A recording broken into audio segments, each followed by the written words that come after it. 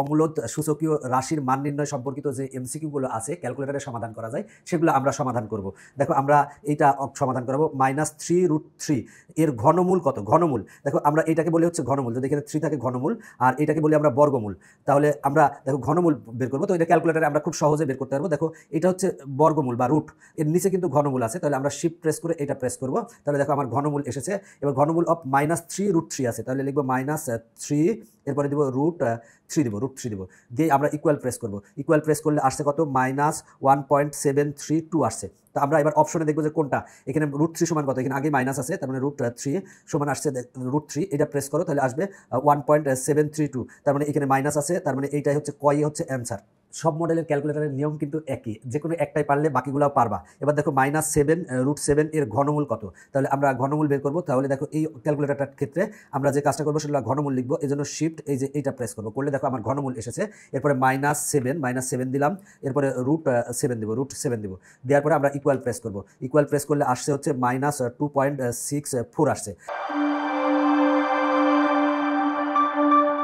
-2.64। এখন আমরা কোনটা সেটা দেখবো।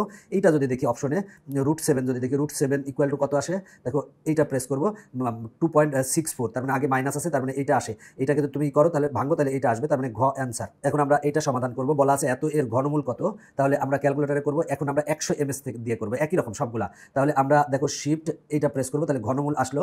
এরপরে দেখো আমরা একটা ব্র্যাকেট দিয়ে নিব, তাহলে -13, এই ক্যালকুলেটারের সাথে ব্র্যাকেট দিয়ে নিব, -13, এরপরে √13 দিলাম, এবার ব্র্যাকেট ক্লোজ করব, করে ইকুয়াল প্রেস করব, করলে আসে হচ্ছে -3.60 আসে।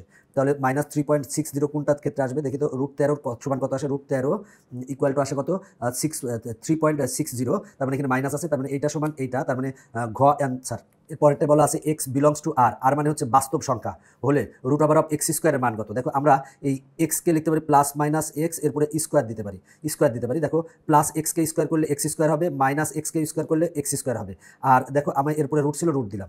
প্লাস মাইনাস কেন দিলাম, কারণ বলা আছে এই x এর মানটা হবে বাস্তব সংখ্যা, প্লাসও হতে পারে মাইনাস হতে পারে। এবার √r² বাদ দাও, বাদ দিলে হয় হচ্ছে +-x সমান কিন্তু আমরা লিখতে পারি মডুলাস অফ x মানে এই যে দুই পাশে দুইটা দাগ দিলাম, এটা হলো মডুলাস বলে, মডুলাস তুলে দিলেই +-x হবে, তার মানে ঘ অ্যান্সার। এরপরে দেখো মাইনাসে প্লাস হবে, এই পাওয়ারের সাথে পাওয়ার গুণ করলে মাইনাসে প্লাস হবে, তার মানে a² হবে, তার মানে ক অ্যান্সার।